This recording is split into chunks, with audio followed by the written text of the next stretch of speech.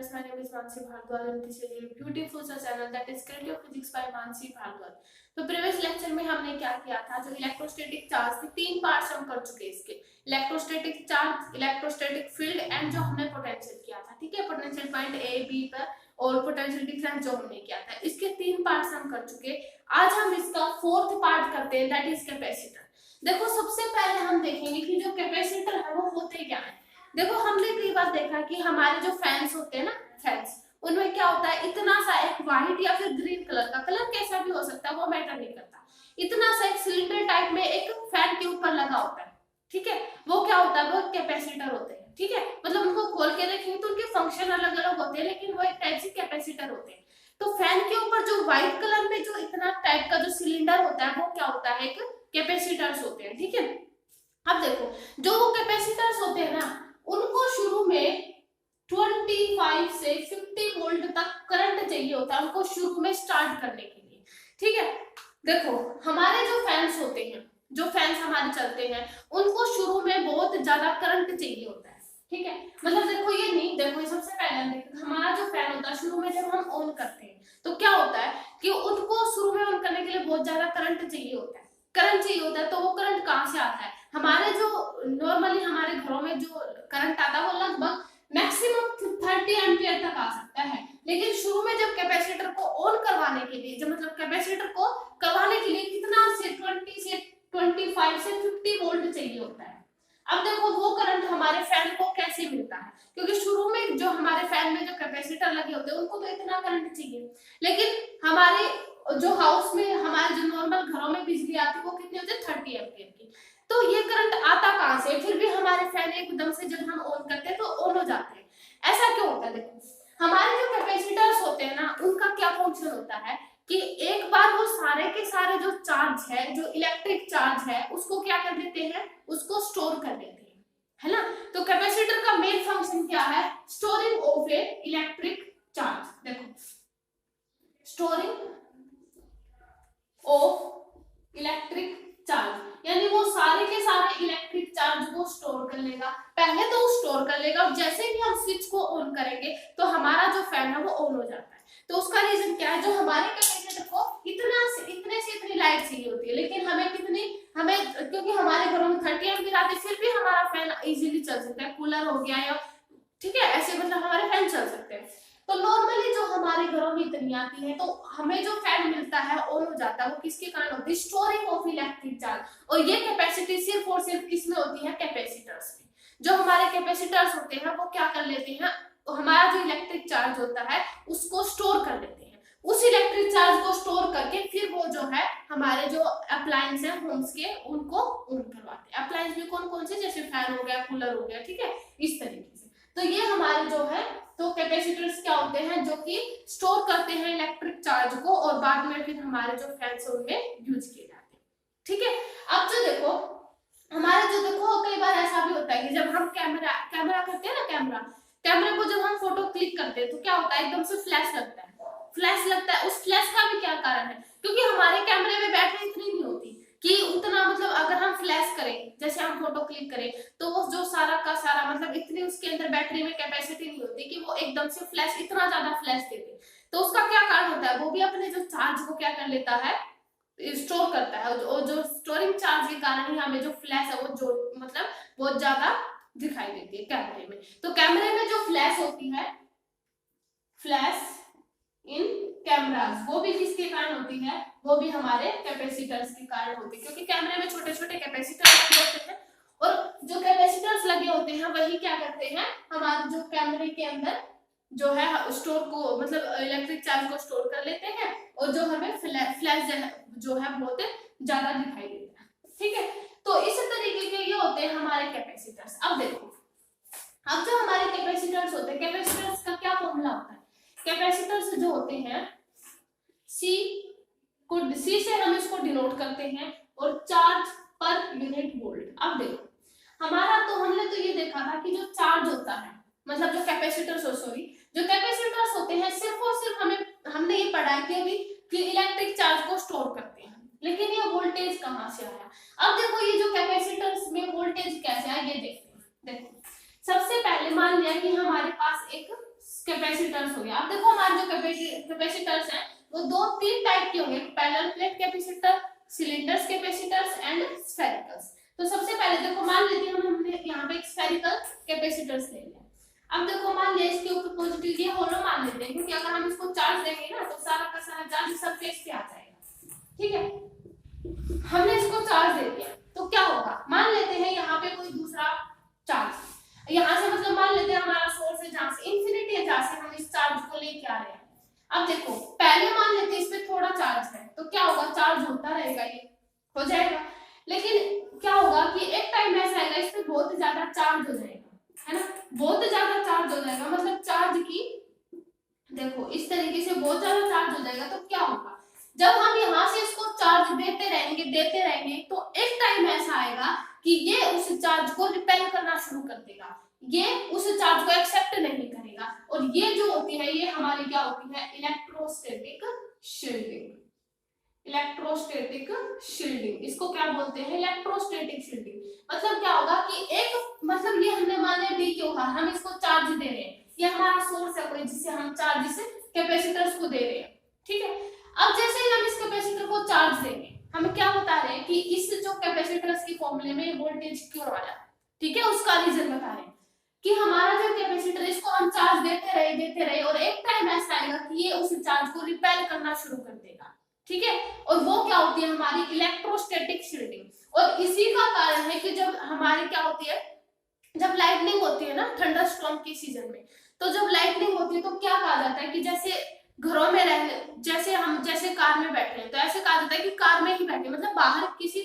जो हमारा open ground होते हैं ना उनमें जाने के लिए नहीं बोला जाता। ऐसा क्यों होता है, क्योंकि हमें पता है कि जो हमारे कार है या फिर हम कहीं भी ट्रक में या कहीं पर भी बैठे हैं, मतलब एक क्लोज्ड सरफेस के अंदर, उसके अंदर जो इलेक्ट्रोस्टैटिक फील्ड होता है ना वो जीरो होता है। मतलब जो लाइटनिंग होगी वो अपना फील्ड नहीं बना पाएगी उसके अंदर, क्योंकि हमने पढ़ा था प्रीवियस उसमें कि हमारा जो इलेक्ट्रोस्टैटिक फील्ड होता है क्लोज्ड सरफेस के अंदर वो जीरो होता है, पोटेंशियल भी जीरो होता है, सब कुछ क्लोज्ड सरफेस के अंदर जीरो होता है। इसलिए हमें लाइटनिंग के मौसम में क्या कहा जाता है कि ओपन जो ग्राउंड होता है उसमें नहीं जाने, या फिर ट्री के नीचे भी हमें नहीं बोला जाता कि मतलब यहाँ पे भी नहीं खड़ी हो। तो हमें क्या बोला जाता है कि जैसे हम कार में बैठे हैं या फिर ट्रक में बैठे तो उसके अंदर ही रहने के लिए बोला है। उसका रीजन क्या है, इलेक्ट्रोस्टैटिक शील्डिंग। और जो हमारी लाइटनिंग होती है उसका भी रीजन इलेक्ट्रोस्टैटिक शील्डिंग है, क्योंकि हमारे जो हमारा ये है, जो हमारा वातावरण ऊपर जो क्या होगा कि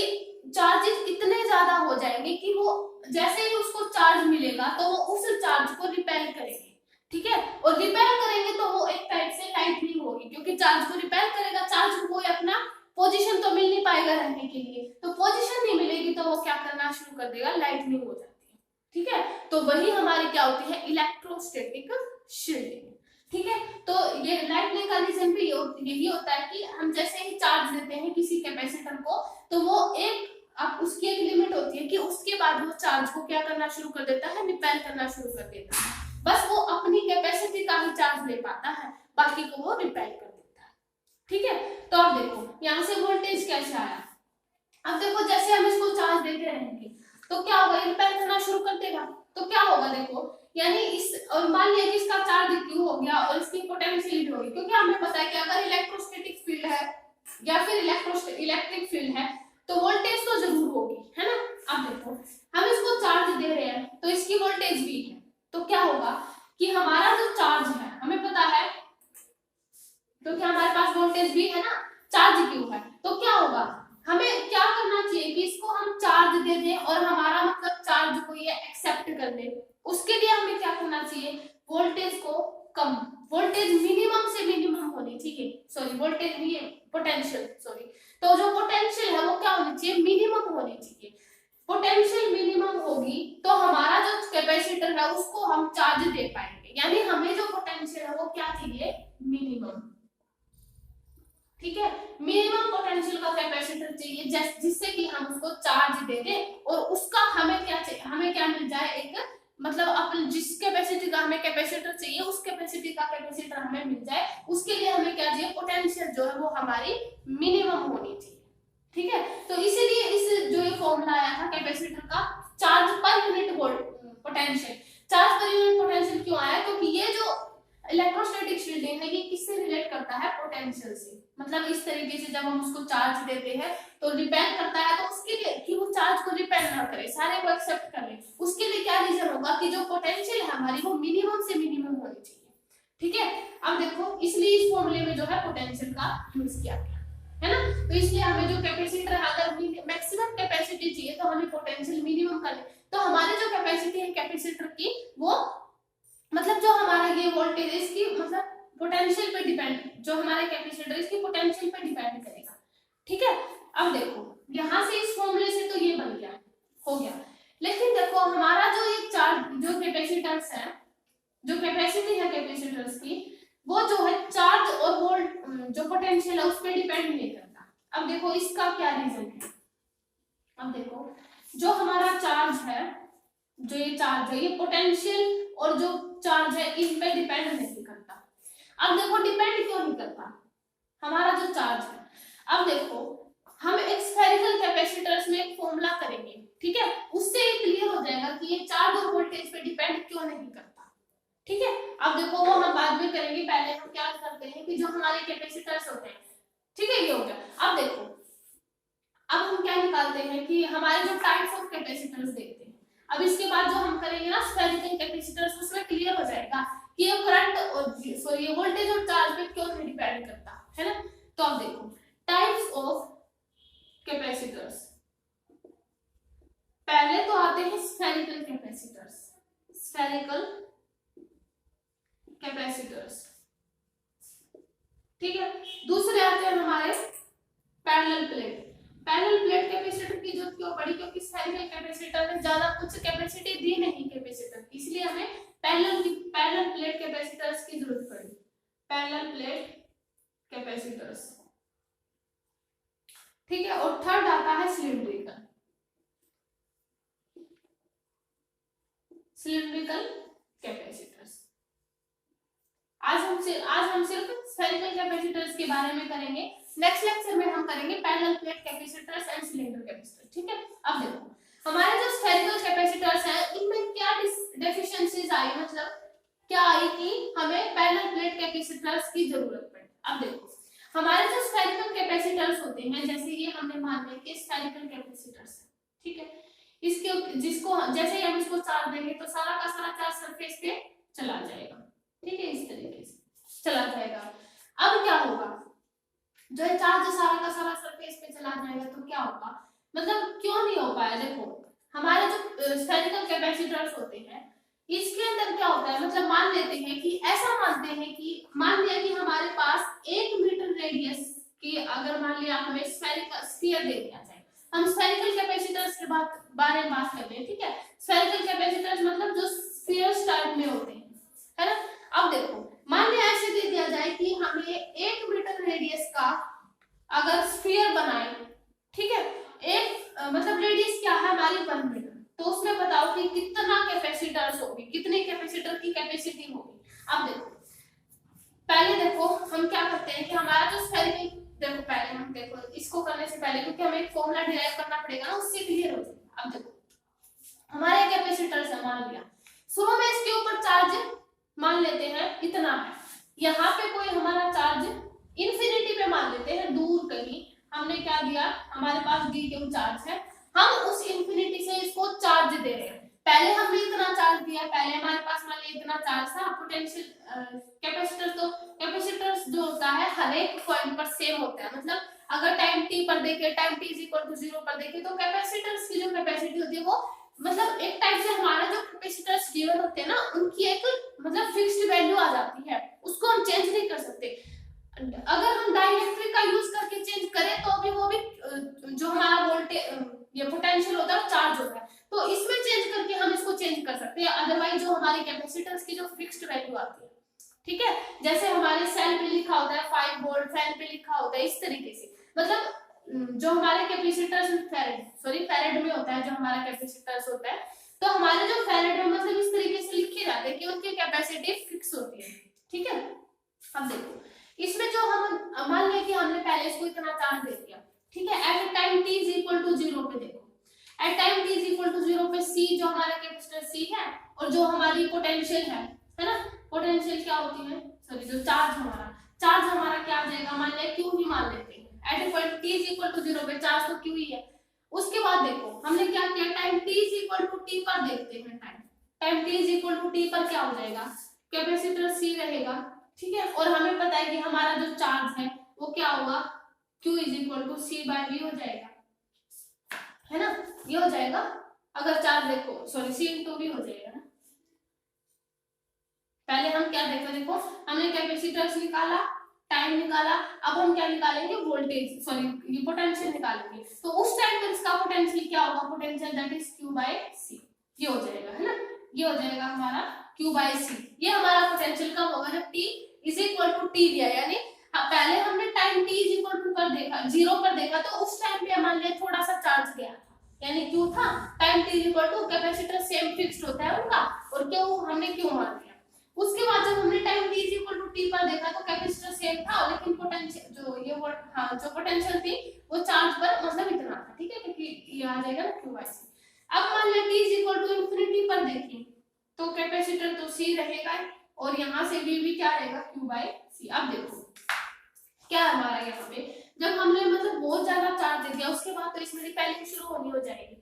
तो हमारी जो रिपेलिंग शुरू हो जाएगी उस टाइम पर ये हो जाएगा। अब देखो हमारे स्फेरिकल कैपेसिटर्स में क्या फॉर्मूला बनेगा, यहाँ से Q/C आया, ठीक है। अब देखो हमारा जो पोटेंशियल मान ले यहाँ पे इस टाइम पे A है, और इस टाइम पर इस वाले पॉइंट B जो हमारा कहीं दूर इंफिनिटी पे था उसका पोटेंशियल हम VB मान लेते हैं,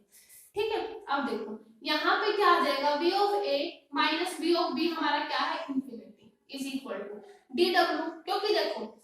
इस यहाँ तक तो हमारा time t is equal to 0 तक तो इसने चार्ज लिया, अच्छे से एक्सेप्ट कर लिया, लेकिन क्या होगा जब हम उसको और भी ज्यादा चार्ज देते जाएंगे तो यहाँ पे क्या होगा, एक तरीके से वो उस चार्ज को रिपेल करना शुरू कर देगा।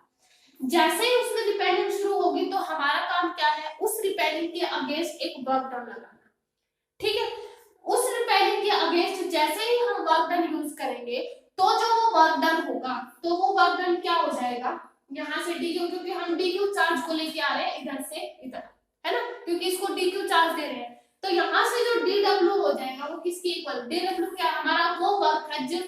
जो हम यहाँ से चार्ज को यहाँ पे लेके आ रहे हैं, जिसका पोटेंशियल क्या है, v इंफिनिटी, जो ये b पॉइंट है वहां पे उसका पोटेंशियल भी इनफाइनाइट है। तो यहाँ से जब dw को सॉल्व करेंगे तो क्या आ जाएगा, इसको हम v इंफिनिटी पोटेंशियल जो v पे है, कहीं दूर इंफिनिटी पे हमने प्रीवियस लेक्चर में कर चुके, जब हमारा पोटेंशियल भी इंफिनिटी पे होता है तो उसका पोटेंशियल हम क्या लेते हैं, 0 लेते हैं, तो उस टाइम पे इसका हमारे मतलब इसका पोटेंशियल क्या आ जाएगा, 0। तो यहाँ पे क्या बच जाएगा, VA और VQ ये बचेगा, तो potential at a point this one. अब इस पे पोटेंशियल हमारा Q/C था। अब देखो हमारा जो वर्क डन आया, देखो हमारा जो वर्क डन आएगा अब, क्योंकि हमने क्या किया, चार्ज को उधर लाने के लिए किया। अब देखो यहाँ से जो वर्क डन सॉल्व हो जाएगा, dW इज इक्वल टू किसके इक्वल आया, V डॉट dQ, क्योंकि ये आया, क्योंकि हमें पता है कि पोटेंशियल हमारा ये होता है, क्योंकि पोटेंशियल तो ये ना, जब हम इस पॉइंट को यहाँ पे लेके आ रहे हैं तो ये ही तो फॉर्मूला यूज होगा, ठीक है। अब देखो यहाँ से हमें पता है हमारा पोटेंशियल कितना था, जब हमने t इज इक्वल टू 0 पर देखा, C is equal to C था, तो हमारा Q जो पोटेंशियल वो था, ठीक है, पोटेंशियल था हमारा कुछ, यानी चार्ज हमारा क्यों ही था, हम दे रहे थे, है ना। उसके बाद जब हमने t is equal to t पर देखा तो C is equal to C था, और हमारा जो पोटेंशियल वो क्या था, यहाँ से देखेंगे तो Q/C, है ना, यहाँ पे भी तो पोटेंशियल हमारा Q/, क्योंकि t इज इक्वल टू 0 है ना, पोटेंशियल जब तक तो दे नहीं रहे, तो पोटेंशियल उस टाइम पे 0 ही रहेगा ना। पोटेंशियल कब चेंज होगा, जब हम उसको देना शुरू करेंगे तभी तो पोटेंशियल में कुछ डिफरेंस आएगा, तो यहाँ से v is equal to Q/C आ जाएगा। अब हम यहाँ पे देखो v is equal to Q/C लिख सकते हैं, Q/C डॉट dQ। अब देखो हमारे पास क्या था, मान लिया हम इसको चार्ज दे रहे हैं, क्योंकि हमारे पास इस स्फीयर के ऊपर क्या है, बहुत सारे चार्जेस हैं, तो उन सबको इस चार्ज को यहाँ पर हर एक सरफेस पे लाने के लिए हमें क्या करना पड़ेगा, पूरा का पूरा वर्क डन का समेशन करना पड़ेगा, यानी इंटीग्रेशन करना पड़ेगा। तो यहाँ से इंटीग्रेशन ऑफ dW जब हम सॉल्व करेंगे, तो जब हम इसका इंटीग्रेशन कर देंगे तो यहाँ से आ जाएगा Q/C डॉट dQ।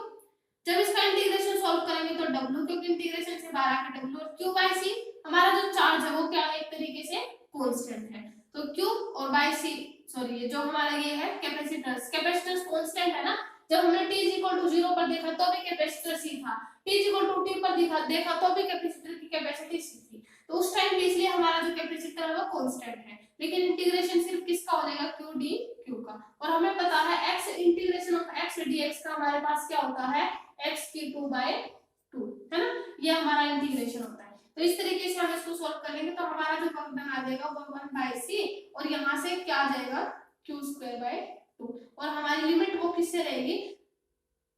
देखो हमारी लिमिट कैसे चेंज होगी, क्योंकि लिमिट हमारी एट t इक्वल टू 0 पे हमारा जो चार्ज था वो क्या था, 0 है ना, चार्ज भी तो हमारा उस टाइम पे 0 था, हमने चार्ज देना कब शुरू किया, time t equal to t पर, है ना, तो टाइम t इक्वल टू 0 पर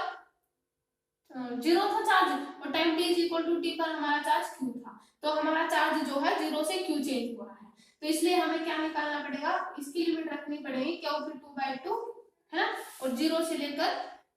q तक इसकी क्या रहेंगी, लिमिट रहेगी। तो सॉरी यहाँ पे हमारा q² था ना, हम यहाँ पे क्या लेंगे, dq है ना, यहाँ पे dw और dq, और यहाँ पे हम q/c लेंगे, है ना, q/c हमारा यहाँ पे, क्योंकि हमने स्मॉल q लिया, पहले हम छोटे छोटे चार्जेस का स्मॉल q लेंगे, उसके बाद जब हम इंटीग्रेशन करेंगे तब हम कैपिटल q लेंगे, है ना, इसलिए हमारा यहाँ पे ये आ जाएगा। हम ऐसे भी लिख सकते हैं, कैपिटल q भी लिख सकते हैं, टोटल चार्ज का हमने कर दिया इधर कोई नहीं, ठीक है। अब जब इसके इंटीग्रेशन को सॉल्व करेंगे तो 1/c और यहाँ से क्या आ जाएगा q²/2, ठीक है, यानी हमारा जो वक्र आया q²/2c, ये हमारा आया वक्र जब हम किसी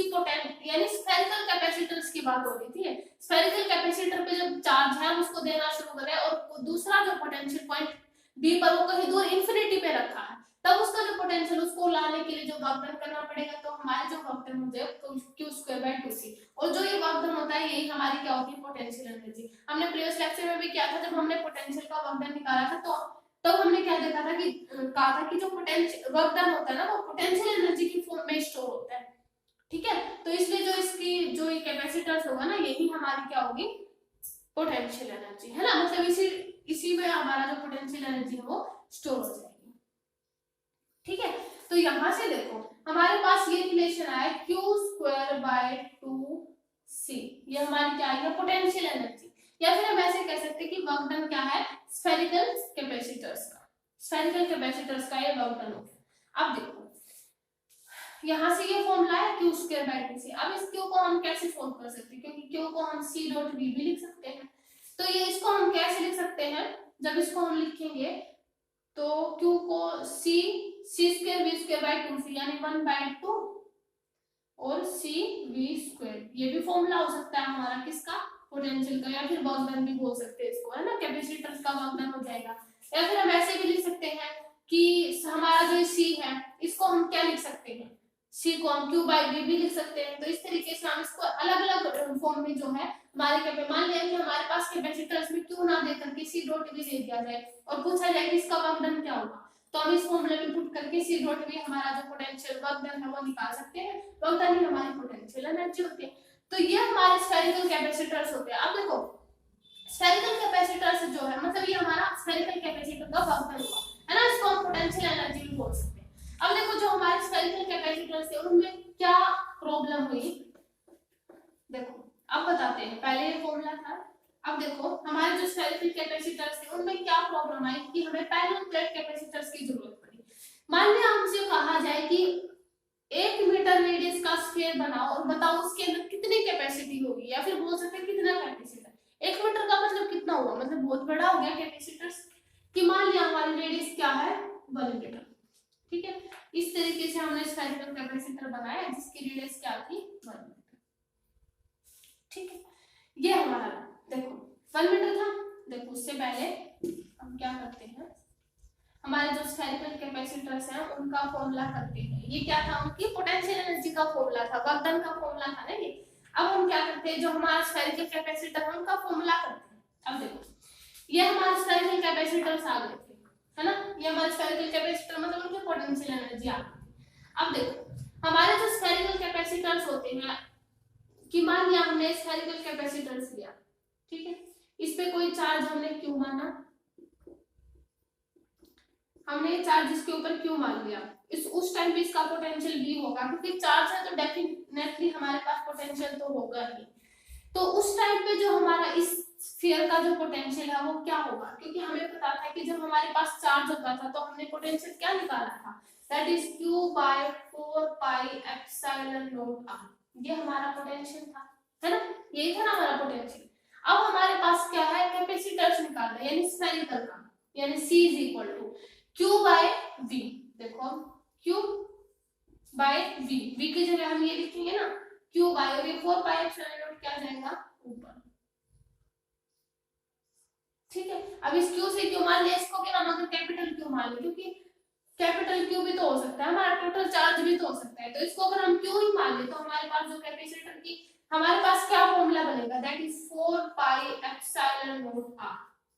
ये बना हमारा कैपेसिटर्स का फॉर्मूला, यानी जो हमारे कैपेसिटर्स होते हैं कौन से, स्फेरिकल कैपेसिटर्स, तो क्या बनेगा 4 पाई एप्सिलॉन नॉट और r। ये हमारे कैपेसिटर्स का, किसके capacitors, that is spherical capacitors का फॉर्मूला होता है। मान लिया हमने स्फेरिकल कैपेसिटर ले लिया, उसके ऊपर चार्ज ले लिया, कोई पोटेंशियल भी ले लिया,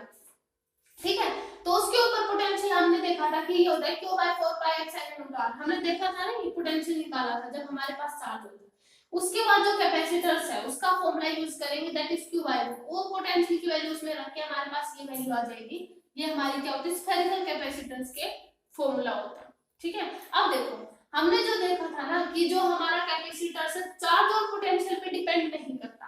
तो देखो अब जो हमारा कैपेसिटर वो किस पे डिपेंड हुआ, देखो यहाँ से डायरेक्टली जो कैपेसिटर्स है वो किसके ऊपर डिपेंड कर गया,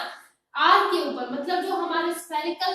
जो भी हम लेंगे ना कैपेसिटर्स उसकी रेडियस पे, या फिर कोई पॉइंट रखा होगा दूर उसकी डिस्टेंस पे, ठीक है, मतलब साइज पे, मतलब हम ऐसे कह सकते हैं कि उसकी कॉन्फ़िगरेशन पे या फिर डायमेंशंस बोल सकते हैं। तो जो हमारे कैपेसिटर्स होते हैं वो चार्ज और पोटेंशियल पे डिपेंड ना करके वो सिर्फ और सिर्फ कॉन्फ़िगरेशन पे या फिर डायमेंशंस बोल सकते हैं, डायमेंशंस पे डिपेंड करते हैं, ठीक है। तो इस फॉर्मूले से पता चला कि हमारे जो कैपेसिटर्स हैं वो किसके ऊपर डिपेंड करते हैं, आर के, मतलब जो रेडियस ऑफ जो स्फेरिकल कैपेसिटर्स लेके,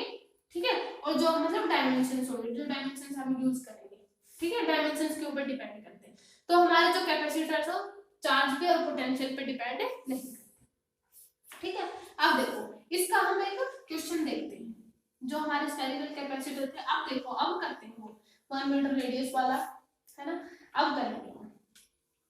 देखो मान लिया हमसे कहा जाए कि 1 मीटर का स्फेरिकल कैपेसिटर बनाओ और कहा जाए कि उसकी कैपेसिटी बताओ कितनी होगी, ठीक है। अब देखो हमने स्फेरिकल कैपेसिटर का फॉर्मूला तो पढ़ रखा है, that is 4 pi epsilon not और r। रेडियस हमसे 1 मीटर दे दी गई, 1 मीटर तो बहुत ज्यादा होती है। अब c is equal to 4 pi epsilon naught, हमें पता है कि 1 बाय 4 पाई एप्सिलॉन नॉट की वैल्यू हमारे पास 9 × 10⁻⁹ होती है, लेकिन ये तो 4 पाई एप्सिलॉन नॉट है, तो इसको हम क्या लिखेंगे 1/9 × 10⁻⁹, है ना, और r हमारे पास 1 है ना 1। अब देखो अब क्या होगा इसके अंदर, जब हम इसको सॉल्व करेंगे तो क्या हो जाएगा, जो भी पॉइंटों में वैल्यू आएगी जो भी आएगी, लेकिन उसके साथ में 10⁻⁹ आएगा, ये ऊपर जाएगा। तो यहाँ पे कुछ भी वैल्यू हो 1.0 समथिंग कुछ भी हो, लेकिन यहाँ पे क्या आएगी, देखो कितनी छोटी वैल्यू आ गई 10⁻⁹, मतलब पॉइंटों से भी और भी छोटा। अगर मान लिया कि किसी चीज की पावर -1 होती तो वो कितनी छोटी हो जाती है, लेकिन उसकी पावर -9 तो कितनी छोटी होगी, मतलब जो हमें कैपेसिटी मिलेगी ना कैपेसिटर्स की, वो इतनी कम कैपेसिटी का कैपेसिटर मिलेगा जो कि बहुत,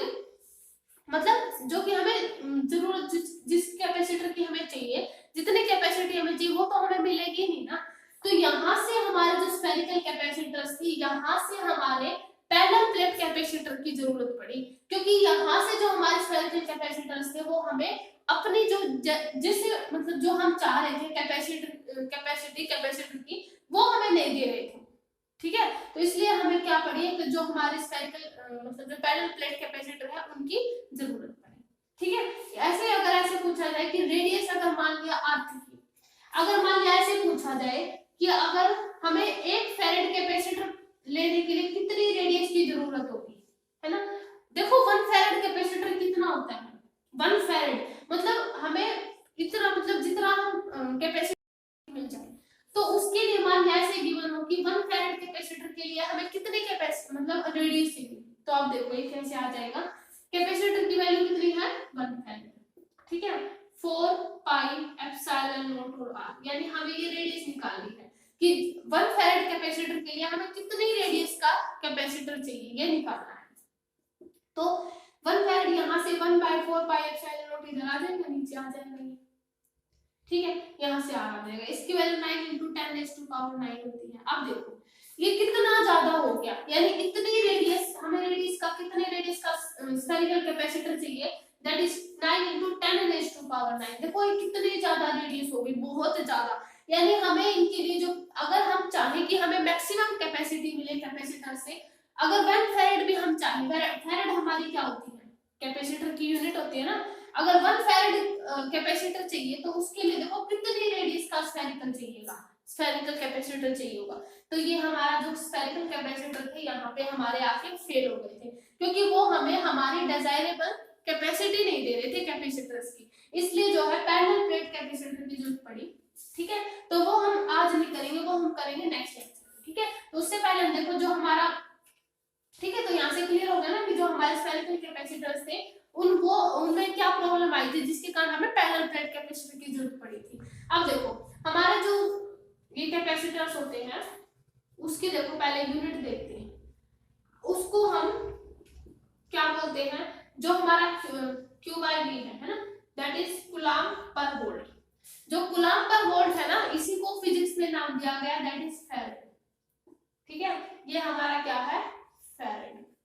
फैराड नाम दिया गया। जो हमारे, अगर मान लिया ऐसे पूछा जाए ना कि अगर 1 फैराड की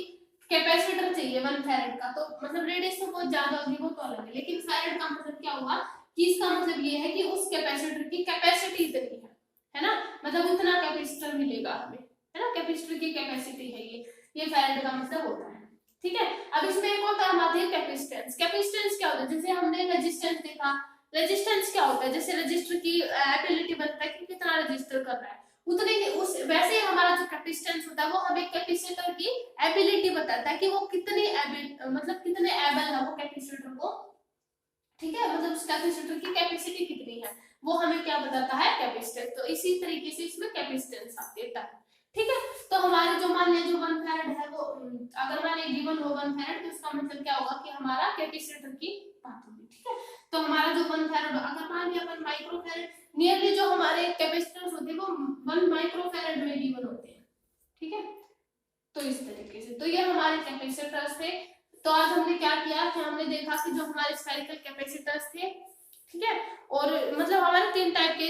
कैपेसिटर थे, स्फेरिकल थे, सिलेंडर थे, पैरेलल प्लेट थे। स्फेरिकल में क्या क्या एफिशिएंसीज आई कि जो पैरेलल प्लेट की कैपेसिटर की जरूरत पड़ी, क्योंकि वो हमें डिजायरेबल कैपेसिटी नहीं दे रहे थे। उसके लिए अगर मान लिया हमें 1 फैराड कैपेसिटर चाहिए तो उसके लिए हमें बहुत ज्यादा रेडियस की जरूरत पड़ती है, मतलब स्फेरिकल कैपेसिटर बहुत ज्यादा होने चाहिए, जो कि पॉसिबल नहीं हो सकता ऐसा, तो इसलिए हमें पैरेलल प्लेट कैपेसिटर की जरूरत पड़ी। यहाँ पे जो कैपेसिटर है स्फेरिकल कैपेसिटर वो हमारे फेल हो गए थे, है ना, उन्होंने इतना, मतलब वो इतने यूज में आते भी नहीं है, उनको इतना यूज किया भी नहीं जाता। जैसे हम फैन में देखते हैं ना, हमारे सिलिंड्रिकल कैपेसिटर लगे होते हैं, जैसे ग्रीन टाइप में जो व्हाइट होते हैं, जो हमारे फैन के ऊपर लगे होते हैं, वो हमारे क्या होते हैं, सिलिंड्रिकल कैपेसिटर, है ना। तो वो पैरेलल प्लेट कैपेसिटर और सिलिंड्रिकल कैपेसिटर की बात करेंगे हम नेक्स्ट लेक्चर में। तो आज के वीडियो में इतना ही, ओके, थैंक यू।